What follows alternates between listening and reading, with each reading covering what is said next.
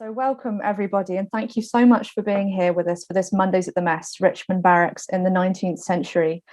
Mondays at the Mess, for those of you who this is your first talk, is a series of talks run by Richmond Barracks in Inchicore, which is a neighbourhood hub that celebrates the stories and experiences of the local community, past and present. It's run by Dublin City Council Culture Company, who run cultural initiatives and buildings across the city with and for the people of Dublin. My name is Kate, and in a couple of minutes, I'm going to hand over to our speaker for this evening. But before we begin, just so you know, there will be a chance to ask questions at the end of this talk. And I think this talk is a wee bit shorter than some of the other ones we've done, so there'll be extra time for Q&A. And if you have a question that you'd like to ask, you can use the Q&A box down at the bottom of the screen. The chat box is disabled, but the Q&A box you can use, and you can type whatever questions you have in there, and we will do our best to get to as many of them as we can at the end. This talk is being recorded, so if you had a friend who couldn't make it, or if you have to go halfway through, that's absolutely fine.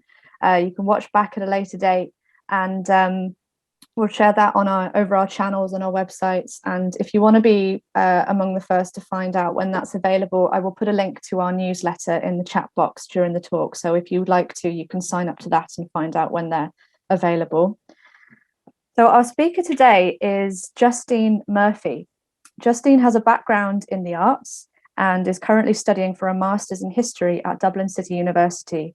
She works as a tour guide for Dublin City Council Culture Company and has given tours at Richmond Barracks and Golden Bridge Cemetery beside the barracks there. And the final thing I will let you know before I hand over to Justine is that we've noticed that there was a little bit of audio glitching before we came onto the talk this evening. So there may be a little bit of glitching during this talk. It's not major, but that's just to make you aware that that might be happening. So without further ado, I will hand over to Justine and enjoy the talk. Thank you so much, Kate. Good evening, everybody. I'm delighted to be here presenting to you this evening. We're going to talk about Richmond Barracks in the village of Inchicore and Kilmainham, have a little look at village life, and then return to the barracks at the end. Richmond Barracks sits between the Grand Canal, Emmet Road and Inchicore village in Dublin 8, and was built for 1,600 men, 25 horses and a hospital for 100 men. Its size was 23 acres, and it took in its first regiment, the Cheshire and Lancashire militias, in 1814. It was named after the 4th Duke of Richmond, Charles Lennox, a Scottish peer of a military background. He accepted the job of Lord Lieutenant of Ireland in 1807, though at that stage it was not a very attractive position, since the Act of Union in 1801 had meant that the Parliament in Dublin had moved to London, as had much of the aristocracy and wealth along with it.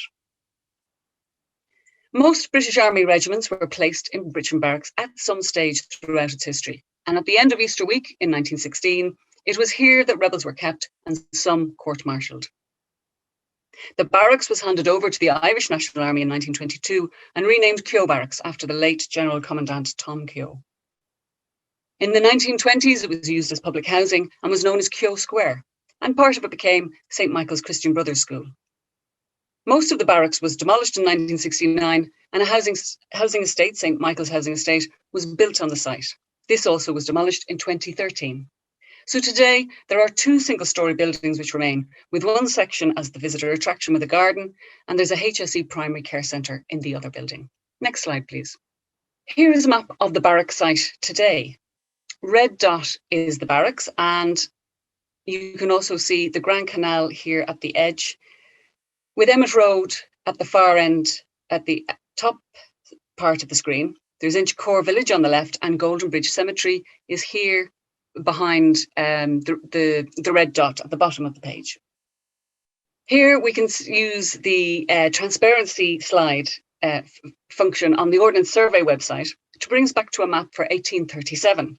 And this is the map for 1837, which gives us an idea of the barracks as it existed in the 19th century. You can see that it's taking up this whole, where the red dot is, this whole section here. At the moment, there's an empty green area in front of the buildings that are remaining. At that time, it was part of the barracks, and there was buildings over here on the left-hand side of the dot. And it also was inclusive of St. Michael's Church, which is there today, at that time was actually part of the Barrack Site. And then Golden Bridge Cemetery is here behind it.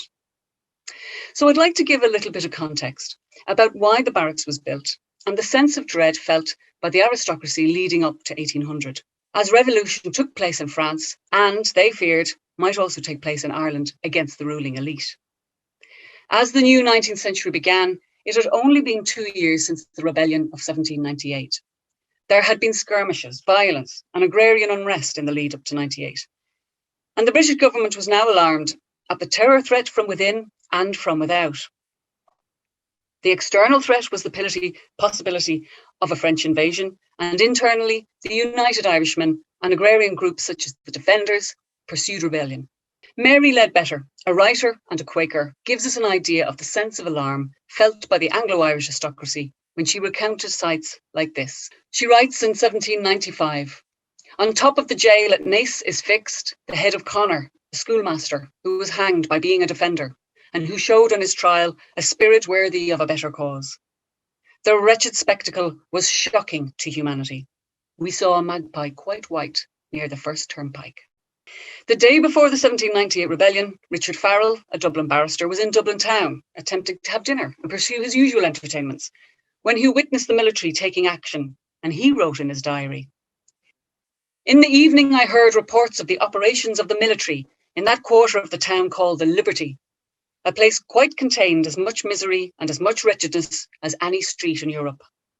And later Farrell wrote, "Whole families, Protestant, sat up for nights in dread of being murdered by their popish servants. It was confidently asserted in Faulkner's journal that an apothecary in Grafton Street had confessed to selling thousands of doses of arsenic to servants." In the days following the rebellion, the city authorities issued notices to its citizens. "The Lord Mayor requests his fellow citizens to keep within their houses as much as they possibly can, suitable to their convenience, after sunset, in the time of peril, as the streets should be kept clear as possible, in case that any tumult or rising to support rebellion should be attempted, so in order that the troops and artillery may act with full effect in case of any disturbance." The authorities also advised, "Notice in case of any alarm." The government response to 1798 was to reinforce Ireland militarily by building more military barracks and police stations. The Act of Union was proposed as a way to quell future rebellions, to dissolve the Irish Parliament, and this would essentially make Ireland a part of Britain, and it would no longer be a colony with its own representatives. Those representatives would now sit in London. Here we have a map of Ireland with the amount of police stations created around the land by 1840. And this is a map in 1837 with the amount of barracks, military barracks all over Ireland. In Dublin, you can see that they've listed, this is in the Irish Atlas of the Revolution, and they've listed 1, 2, 8 barracks. And that with each barracks then comes to a total of around 6,000 soldiers if they were full. And very often those barracks were over full, in fact. So this may well have been an underestimation. Our population in Dublin was around 200,000 at that point. So that's a lot of soldiers for a small population. The authorities were looking for a place to build another barracks. And what better spot than the underdeveloped area west of the city where there was fields and where there was space. Here is Roke or Rock's map of 1773, and it's giving us an idea of what was in the area before the barracks was built. We've got the Grand Canal again here at the bottom of the screen. The Camac River is here on the left, and it splits and then meets again in Kilmainham. Emmett Road, which was then called the Great Southern Mail Coach Road. We've got Golden Bridge on the left going over the Camac again into Inchicore village. And in fact, there's also just here in the middle of a field, a little windmill. And there's plenty of fields and there's plenty of space. We've got to bear in mind that the area of Kilmainham already had several institutions. And remember, Kilmainham is right beside the area of Inchicore, if you're not familiar with Dublin. So this is the Royal Hospital Kilmainham for retired soldiers, and that had already been built since 1680. This particular picture of it looks very rural. There are fields in front of the hospital, and people are taking their leisure there, presumably the retired soldiers. There's also people boating on the river. There's people fishing. There's even, I can't go in close here, but there is also a milkmaid with her pails of milk as well. So it's really looking from this slide very rural and very idyllic.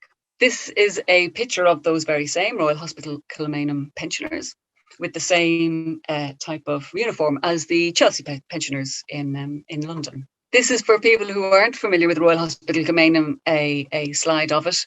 And this turret is very distinctive in the landscape whenever you're looking at old images of this part of Dublin, as this turret can be seen from near and far. So just across the Liffey was one of the biggest barracks in Europe, the Royal Barracks. Now, of course, Collins's Barracks. There was also in the area Dr. Stephen's Hospital, St. Patrick's Hospital, the South Dublin Union Workhouse with a Foundling Hospital. There was also Kilmainham Jail and its courthouse. And then there was also military barracks inside the Phoenix Park. But who else was here? It can be hard to get a sense of people in the area who weren't soldiers. When you search for images of the area, mostly what comes up is of prints of the Phoenix Park and Royal Hospital. And that hospital really does dominate the landscape, which can look very empty except for animals, according to the artists, of course. If we look closer at the prints, they can reveal something more. So this view from the Phoenix Park is very common, and it was copied many times by engravers and painters. The elements of these many copies are often the same. The viewer is standing on the magazine Fort Hill or near it in the Phoenix Park, and the view is towards Dublin City with its recognisable skyline. The River Liffey is on the right. There are groups of buildings on the right by the bridge, which is an area known as Island Bridge. And there's usually a group of people in the foreground here, and the greenery of the park is on the left. In this instance, though, that group of people is a lady, a gentleman and a child. And the man, and quite well dressed, and the man is pointing something out across the Liffey, probably to Royal Hospital Kilmainham, as it was the first large civic building of its size outside the city. This view has quite a different feel, as the colours are more muted, but also the artist has chosen to include workers' cottages here on the right-hand side down at the bottom. We can see that there's a group of women chatting this time, and actually one has a basket on her head, and from the clothing, I'm getting the sense that they are workers of some kind in the area. So we're getting a sense of who else is in this landscape. Women workers, possibly selling produce to one of the institutions. Or perhaps there is a military review in the park and they're there to sell refreshments to the day trippers. The cottages look similar to those that you would see in rural Ireland, with thatch roofs, and along with them mud cabins. And these were the housing of the ordinary people of the area in the 1800s. Cottages such as these were in Old Kilmainham, and this one is from the late 1700s. It's still lived in, and it's off the main road of Old Kilmainham. And this cottage actually was in Rathfarnham, which is now a suburb of Dublin. So these are very typical of the outskirts of the city, small dwellings created for the ordinary people. With this view, the imposing Wellington Obelisk is on the left in the Phoenix Park. This was put up after the Battle of Waterloo was won. It's an enormous monument to military power and could be seen to serve as a warning to any one person who was thinking of taking on the might of the empire in Ireland.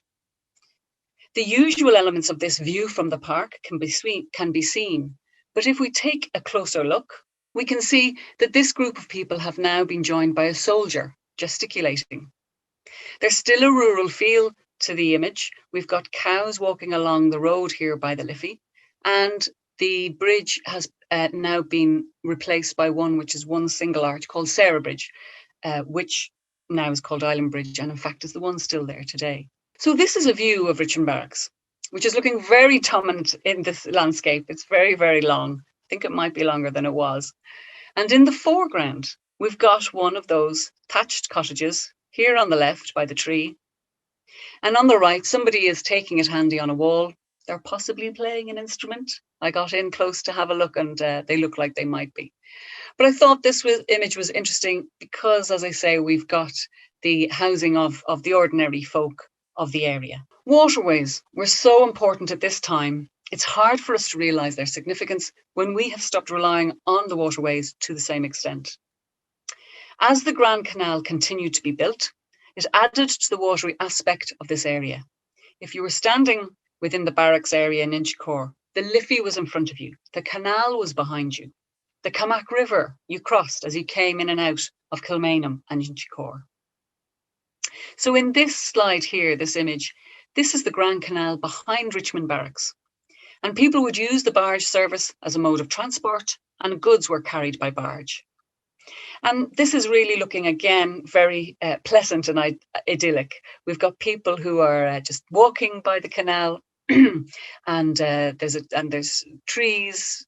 So it's a tree, almost like a tree-lined avenue.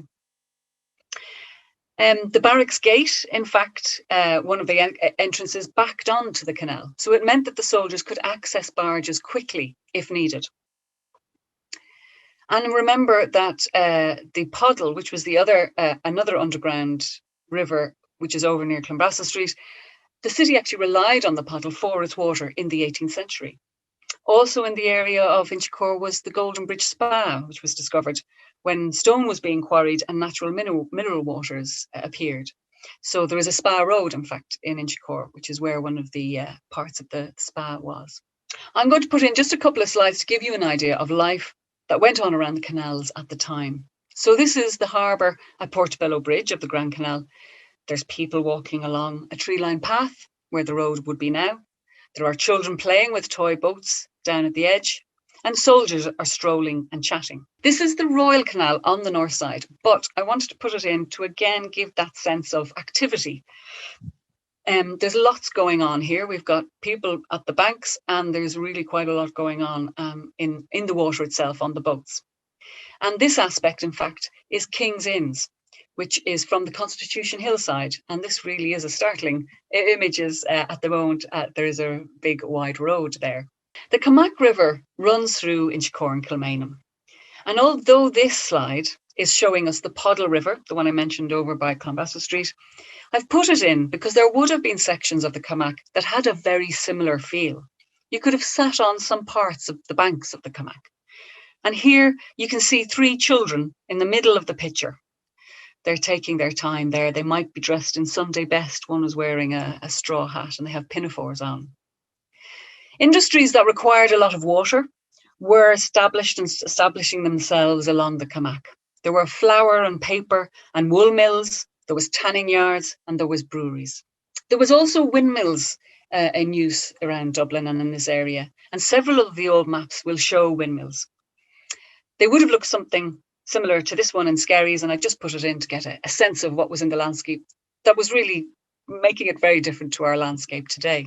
Not long after Richmond Barracks was opened, in 1814, remember that's when it got its first soldiers, it held a dinner for the officers and invited guests. And it said at the time that an elegant ball and supper for a numerous and fashionable party of their friends. Muskets, swords, pistols, and other military weapons were fancifully disposed through the room, interspersed with flowering shrubs and evergreens. Now remember, this dinner, of course, was for the officers and the great and the good and their connected people. And it wasn't for the public, and it certainly wasn't for locals. Apparently the dinner went on till 6 a.m. And I love the image of all those weapons being amongst the flowering shrubs and the evergreens. So this was a far cry from the life of the ordinary soldier in the barracks. It was not a comfortable one for the ordinary soldier. Living quarters were often over full. The sanitary conditions were bad, and there was many issues with the sewage systems throughout the history of Richmond Barracks. The food was basic, and drinking water could not always be trusted. But boredom was one of the huge problems for soldiers. And as there were some cases of soldiers taking their own lives, a gymnasium and recreation rooms were built in the barracks in an effort to keep the men occupied. The idea was the gym would be used by soldiers from other barracks in Dublin also. So this was quite an unusual addition to the barracks at the time. There were no married quarters until later, and so families in the early days would share the overcrowded quarters with other soldiers. And remember that these soldiers were far from home. They were not knowing where they were being sent to, and they would often have to leave at a moment's notice. They were sent to other barracks in Ireland, but they were also sent all over the British Empire. And some of those places included Canada, Jamaica, India, Gibraltar, Turkey, South Africa, and Singapore. At the end of 1816, there was an event at the barracks that the public could go to. Mr. Sadler's famous balloon would make an ascent from the square at Richmond Barracks. Hot air balloon displays were very much fashionable at the time. And a newspaper of the time, the Dublin Evening Post, reported that the morning was cloudy and unpromising, yet the population of the city poured forth on every avenue leading to Kilmainham. Admission, 5 shillings each. And then, as the ascension was late in starting and the square was full to capacity, some impatient members of the crowd moved closer to the balloon, and the cavalry drew their swords to restore order and were seen to have taken a heavy-handed approach with the crowd. There was outrage about the incident afterwards, and the Catholic Dublin Evening Post reported, "Why introduce mounted cavalry within the barrack walls? Was it likely that such a description of people would riot when they had paid so much money?" But of course, it was not uncommon for the local police to be supported by the military, who might react too forcefully when dealing with public events and civilians. Incidents were reported involving the soldiers and the locals in Kilmainham and Inchicore. Here, a policeman seems determined to stop the music and shenanigans of dancing soldiers in the local pubs. Having already seized the fiddle from one fiddler in one pub, he goes into Cosgrave's public house near the barracks, where he found the uilleann piper John Maguire blowing away and his music flying up to the moon. So it was obviously a good session. 2 soldiers were dancing a jig to the tune of the British Grenadiers. The policeman seized the pipes, untacked them in less than no time, put the puff out of them and carried them off with him under his arm. Poor Maguire the piper could offer no resistance, but he gave him a look that seemed to say, "The man that has not music in his soul is fit for treason, stratagem and spoils." Local people also complained about the numerous incidents of drunken fights between the soldiers of Richmond Barracks and the Royal Barracks across the river. There was concerns about the high rates of prostitution in all the areas close to the barracks in Dublin, as was common wherever soldiers were stationed. The physical maintenance of the streets, the roads, and the lighting in the area was of concern, particularly to the local ratepayers. In 1861, they got together and wrote a letter of complaint to the Irish Times about the neglectful state that the area was in, and what were the corporation going to do about it. They wrote at the time, "Sir, the immediate area around the barracks is hillocks of mud and dirt and is a disgrace. In the village of Richmond, people are allowed to deposit heaps of dirt directly opposite their doors, and this within a few paces of police barracks." So the bad lighting, of course, meant that drunken soldiers committed offences under cover of darkness, and women would, as they wrote, blatantly congregate and indulge in every description of immorality, much to annoyance of the well-disposed, which of course was the ratepayers. In 1829, Golden Bridge Cemetery was created behind the barracks, if you think of the Canal as behind, and this was the first Catholic burial ground in Dublin, and it was supported by the O'Connell Committee. Oh, I beg your pardon. I'll read out what it said in one of the papers at the time. So the new Catholic burial ground, a temporary chapel has been erected where Mass is celebrated every Sunday for the convenience of the neighbourhood. The Catholic soldiers stationed in Richmond Barracks attend public worship here every Sunday and send their children to be instructed in the catechism. This picture gives a great sense of the amount of soldiers in the barracks. It's the Argyll and Sutherland Regiment getting ready to go to the Boer War in South Africa in 1899. The soldiers at Richmond Barracks, as well as including Irish men, were in regiments representing all parts of Britain. The Scotch Brigade, the Royal Welsh Fusiliers, the South Devon Foot, the Lancashire Foot, to name but a few. The tensions between the British Empire and local communities can be viewed almost as a microcosm of the wider British colonial world at this time. This uneasy relationship, by its very nature, was one that could change its character very quickly.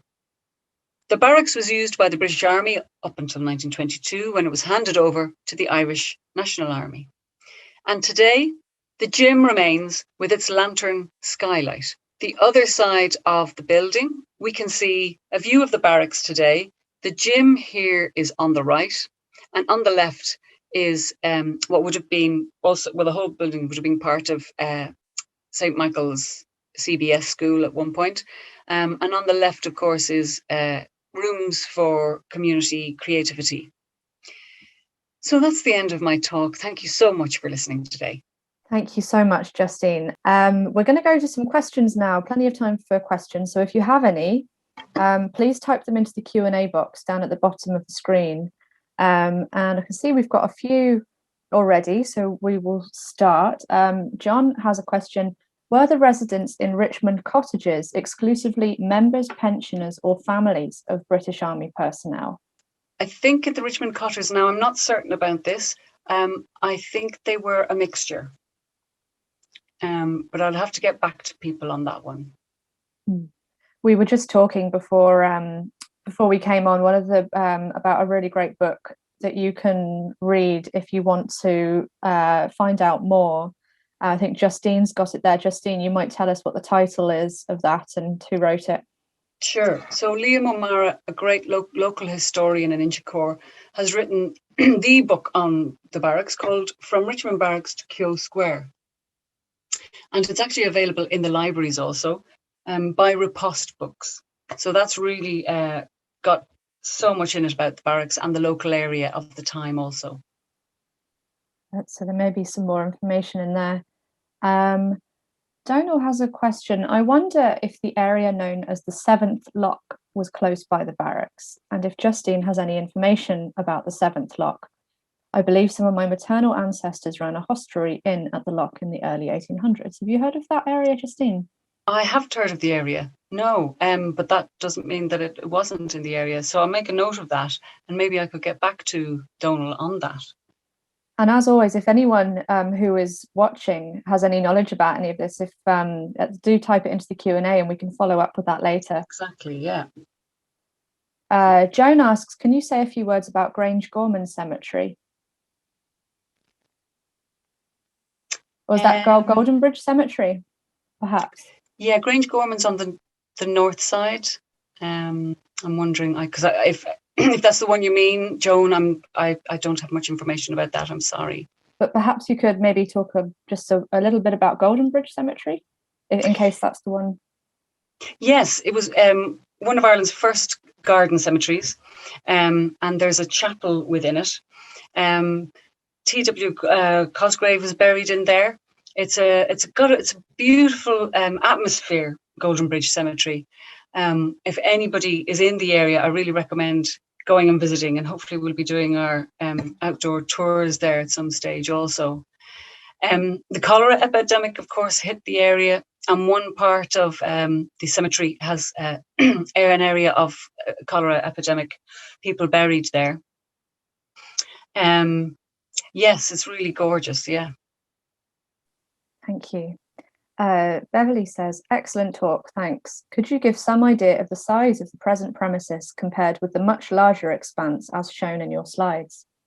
The two low buildings that I showed in the photograph are the only buildings that we're using as the visitor centre. I'm not sure what the square footage is. And we have a garden out the back, which when things are open again, people can just come and visit the garden as is. You know, you can just come and sit in it and have a quiet time. But I'm not certain of the current square footage. But two low buildings, and the gymnasium is where we have a lot of events, and we have some items on show. So the gym is a special space that, because of the lantern skylight in the top, it really has quite a special feel. I always think with the gymnasium, and those of you who've been into the barracks will know what that room is like. But for those of you who haven't, when you step in there, it's very light because you have this enormous, beautiful lantern that was beautifully restored a few years ago. And it always strikes me how, when you think about the origins of that gymnasium and why it was built to alleviate the boredom and try and combat the high rates of suicide, you have this beautiful light space compared to what would have been very cramped and dark quarters elsewhere. Yeah, I think it's a real contrast to how the soldiers would have been living in the cramped quarters elsewhere. The room really has a sense of openness and spaciousness. And of course, it was a gymnasium, so there was lots of things to do in there. There was gym horses and rings, and there was recreation rooms as well with card playing. And the idea was not only to combat boredom, but also to ensure that soldiers could be stopped from going out and about and doing things that might upset the locals, going and using prostitutes, going and getting drunk. There's somebody who's asked a question about tensions between the soldiers and other regiments. Well, there's reports of basically a relatively high amount of drunken fighting between soldiers. And I imagine a huge amount of that was simply, from boredom and away from home. John has a question here. Fascinated to hear of the soldiers attending Sunday Mass and mixing with locals. What percentage of the British soldiers would have been Catholic? Well, that's very hard to say. A huge amount of British Army soldiers at various times over the history of the British Army were Irish. But there isn't one answer in terms of to say the extent to which they were Catholic, but there certainly were Irishmen within the British Army, both stationed here in Ireland and who got sent away. So I think it's one of those numbers that fluctuated. It would be hard to say it in one sentence, I think. Richard says, is there information available online on the regiments based in the barracks? Being the British Army up until 1922, information that's to do specifically with regiments and who was in regiments are all in the British archives, the UK archives at Kew. So they are all online, absolutely. And we can send everybody after this, if you wish, by email a reading list. Is that right, Kate? Well, I think if anyone's interested in finding out anything more specific or seeing any of the links, we've put our email address in the chat box there. So if you drop us a line, we'll try to put you in the right direction. Breda has a similar question here in terms of lists of people. Is there a full listing of people buried in Golden Bridge Cemetery, or is it just the gravestones? We've just come across the gravestones, I believe, so far. There is again online, the book of the gravestones and graveyards in Dublin that has listings of people. Because of some of the early graveyards in Dublin don't always have records, it's never going to be a complete amount. But there is some within that. And again, we will try and direct people to that. Thank you. Joan, following up from her question earlier, Grange Gorman Cemetery is beside the Phoenix Park. Apologies, Joan. So I don't know if that rings any bells, Justine, if you can know anything else about that. I don't know about Grange Gorman. I'm sorry. Yeah. The Phoenix Park is on the north side, so it is beside it. But apologies. No, I'm not familiar with it. Denise says, do you know if the 18th Irish Regiment were based at the barracks before they left for New Zealand in the 1860s to participate in the New Zealand Wars? Or are there any resources indicating when regiments were at the barracks? So again, within Liam's book, he's got a list of regiments that were there. But the British archives are the way to go, and they're online at Kew, UK archives. nationalarchives.co.uk, I believe. Let me see if I can see that. 1860s, New Zealand. Yeah, it was let me find the question again. So that was the 18th Irish Regiment in the 1860s. Just having a quick look now for you, Denise. Amazing how many regiments did pass through the barracks and where they went. Yeah. I'm not seeing 18th Irish listed in the 1860s in this list.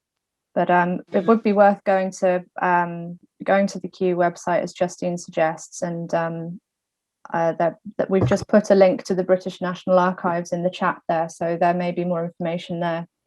Yeah, I mean, that is for anything to do with the British Army, even though they were based here, because in Richmond Barracks we would often get people coming in and saying, did we have information? Because, of course, we are based in the physical building, but because it was the British Army and they handed it over in 1922, anything to do with the British Army will be in the Kew, and that's KEW, the Kew archives online. So apologies for that. Another question here from Justin, and this is about the life of the barracks after it was a barracks, if you like. He says, just wondering how quickly the barracks was part demolished and turned into public housing. Were the barracks considered too large or superfluous for the Free State Army? Was it considered an easy solution to provide land for public housing? Great slides and info. Yeah, that's exactly it. It took a bit of time to demolish the site. It took a number of years. I think it happened in stages, but you're exactly right. It was post World War II, and it was seen as a quick way to fix a housing need. So people from the tenements in Dublin, so it was Dublin City Council run, and they placed people in what became Keogh Square, and people were often known as the barrackers, in fact, because they were living in the barracks. But these were given over to people as self-contained flats and apartments, and flats, really small spaces. And as you say, that's exactly it. That was another quick fix in terms of housing at the time. Sabina asks, could the area of the original barracks be compared with the Royal Barracks, no, Collins Barracks as we know it today? No, Collins's barracks is much bigger. Collins's barracks was built as a barracks to hold a lot more horses, 400 and something horses. So even that aspect of Collins's barracks alone, Royal Barracks as it was then, meant that you've got huge amounts of space given over, not just for housing men and a parade, but also for stables and looking after horses. Actually, speaking of horses, Wanda says, you said there were many horses in the barracks. Did the horses graze in the area at all, or were they fed in the barracks themselves? That is a good question. I'm not sure. Yes, I haven't come across reference to the horses and where they might have grazed. I wonder. I imagine they might have been fed in there, but there would have been spaces for them to graze. But whether they did at that stage, yeah, I'm not sure about that. Yeah, good point. And the same with the horses in Collins's barracks, Royal Barracks as well, also. But of course, they're right beside Phoenix Park, so maybe they just let them wander in there. But yeah, that's something I'll find out about. Good question, yeah. John asks, where were the deceased soldiers buried? There are some soldiers buried in Golden Bridge Cemetery. Remember that a lot of soldiers left. They were only in Richmond Barracks while they were then being on the way to other barracks in Ireland or sent around the world.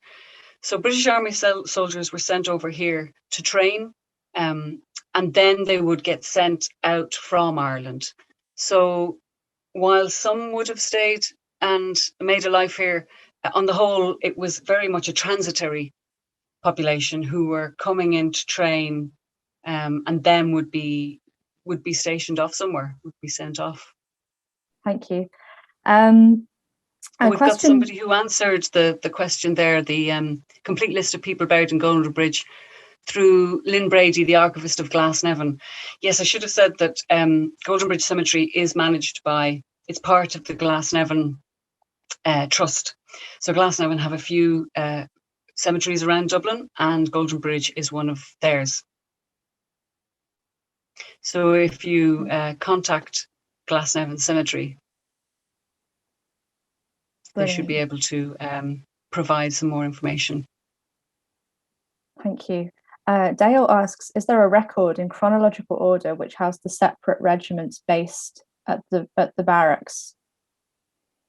Well, there is again in Liam's book, in Liam O'Mara's book. In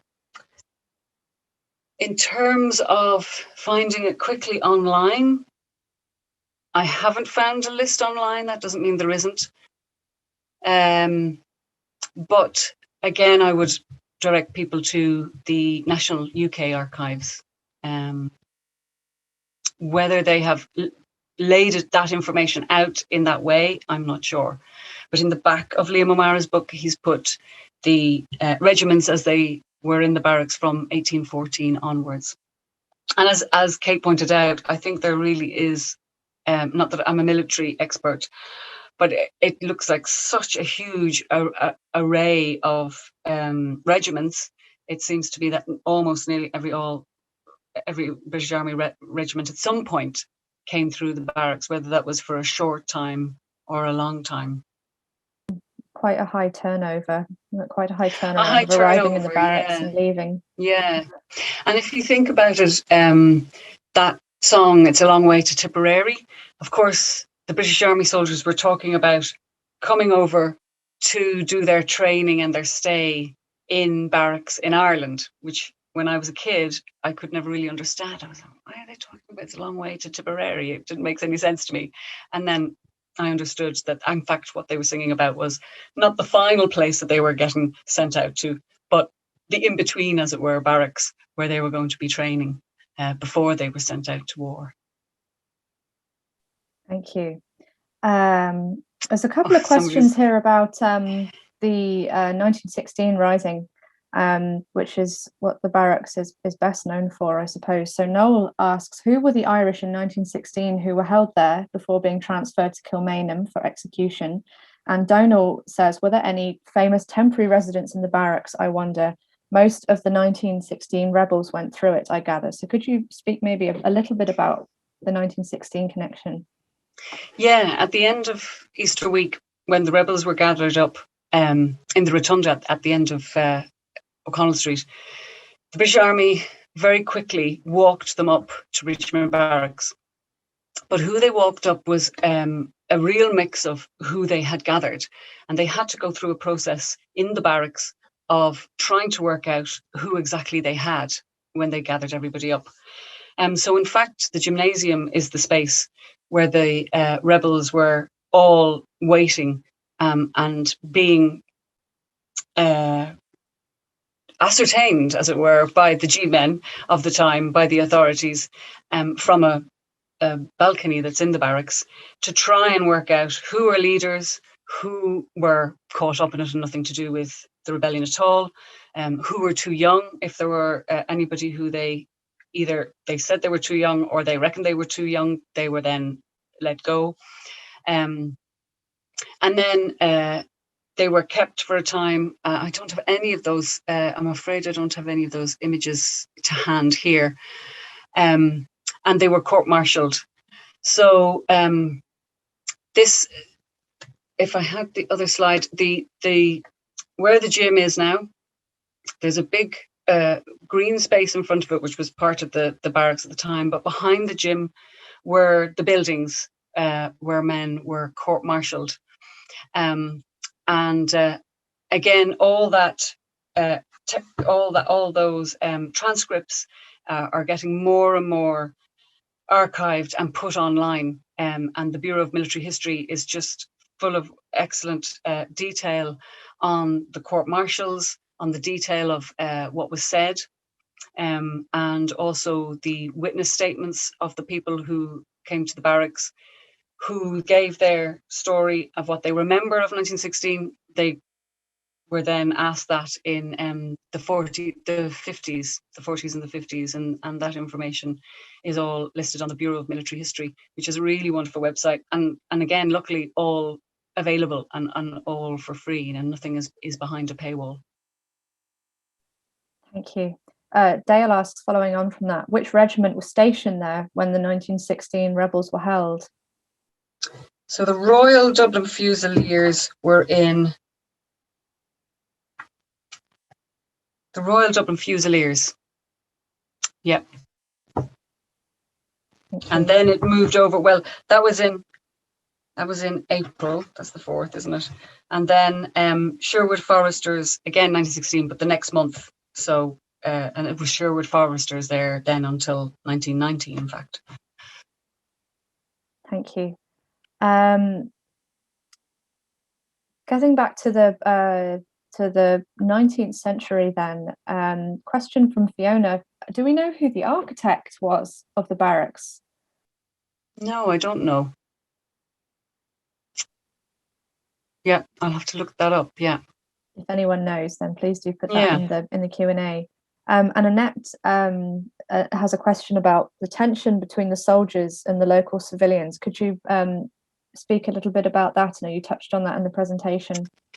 Yeah, I mean, it was a mixture of connections, because of course the barracks brought in different kinds of work, different kinds of businesses set up because the barracks was there. Businesses were